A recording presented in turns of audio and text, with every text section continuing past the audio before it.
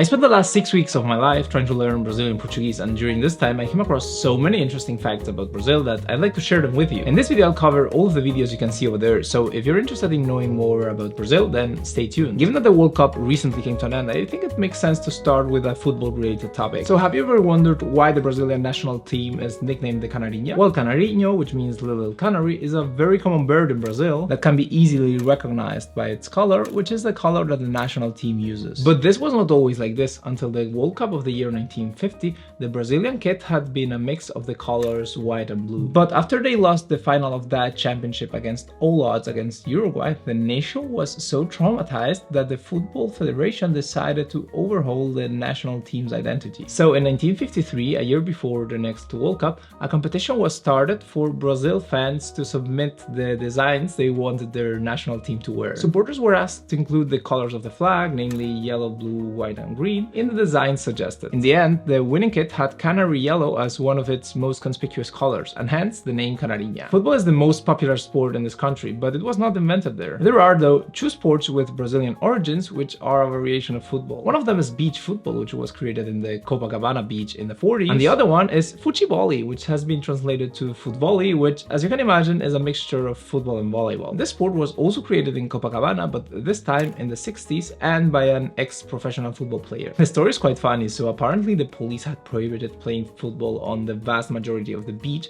except for on the volley court. So this guy was like, let's just play on the volley court but with our feet. Smart move. But the most famous sport created in Brazil is probably Brazilian Jiu-Jitsu. This martial art originated in the early 1900s when the famous Mitsuyo Maeda arrived in Brazil to teach judo. Three of Maeda's first students adjusted aspects of the sports and with it founded what is today known as Brazilian Jiu-Jitsu. Note that this sport is an offshoot of judo, not of Jiu-Jitsu, which is an ancient Japanese martial art. But judo did actually emerge from Jiu-Jitsu. So although Brazilian Jiu-Jitsu derives from Jiu-Jitsu, albeit indirectly, these two martial arts are actually quite different. Whereas Brazilian Jiu-Jitsu's primary goal is to neutralize the opponents without causing them any severe harm, Japanese Jiu-Jitsu is more focused on attacking since it was developed to enable military men to combat. By the way, if you're surprised by the fact that a Japanese migrant was sort of the spark that eventually led to the creation of Brazilian Jiu-Jitsu, you should know that there are around 2.3 million Brazilians that are of Japanese descent. In fact, this is the largest population with Japanese roots outside of Japan. What's more, Brazil celebrates the Japanese Immigration Day on June 18th, which marks the arrival of the first Japanese settlers in 1908. Another immigrant group that has left a footprint on Brazil are the Germans, which is one of the oldest immigrant communities in Brazil, although their numbers were always smaller than those of other migrant groups. The most notable mark they have left can be found in Blumenau, a city founded by a German immigrant which hosts the second largest Oktoberfest in the world. What's more, with around 700,000 participants, this is the second largest festivity in the country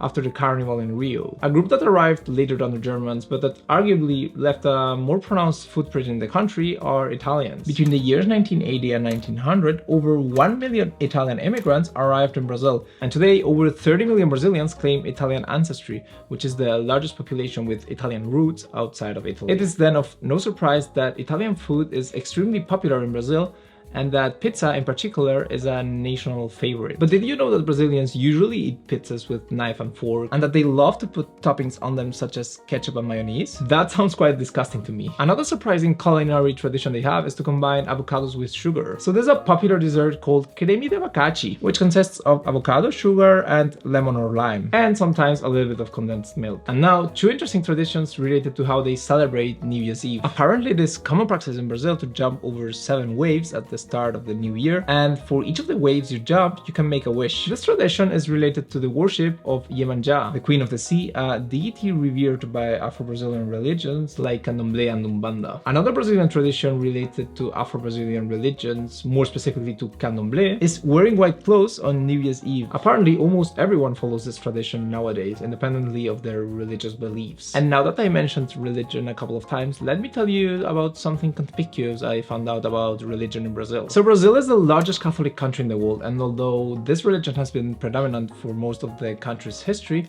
Catholicism has lost loads of traction in the last few decades. While the share of Catholics was higher than 90% in the year 1970, it now hovers at around 50%. The decrease in this number is mostly driven by the religious shift that has taken place. Namely, most of the people who left the Catholic Church became Evangelical, and this religion now encompasses more than 1/3 of the total population. This change has had relevant political consequences, notably with the influential role that the evangelicals played in the 2018 Brazilian elections, where Bolsonaro received a 70% vote from this group, which is rather traditional and conservative. Nonetheless, Lula managed to regain a part of this electorate in the last election, which played an important role in his victory. Now moving on to history, let me ask you something. Have you ever wondered how come the Spanish colonies gave birth to 18 countries, whereas the Portuguese colony just gave birth to one? I found this question rather intriguing, so I tried to search for the answer and found out that one of the reasons was geographical. So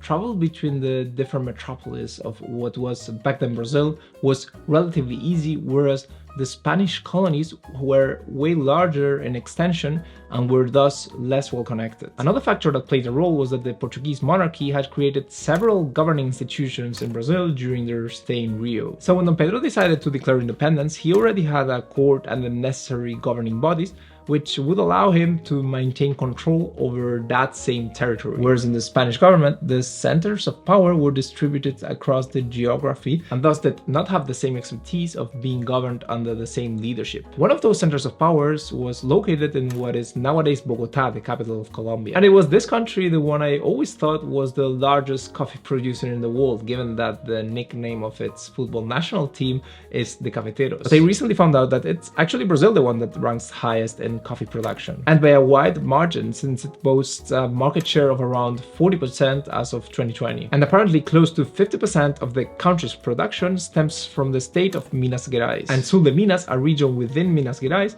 produces around 30% of Brazilian coffee. So you have a clear example of a Pareto distribution right there. You can also perceive the effect of Pareto's law if you have a look at the distribution of Brazil's territory and population. Because the southeast region covers only 1/10 of Brazil's total territory, but has 2/5 of its population and the greatest concentration of industrial and agricultural production in the nation. Whereas the north region of Brazil is the largest in area, occupying a bit more than 45% of the national territory, but hosts only a bit more than 8% of the country's population. One of the states in the northern region is Acre, or at least in theory, because many Brazilians claim that it doesn't exist, which is, by the way, the same thing that Italians say about Molise and that South Americans claim about Paraguay. Alright, that was it for today. There are many more videos to come, some of them related to language learning, some others related to personal development. So if you're interested in either of these topics, consider subscribing. Thank you and see you next time.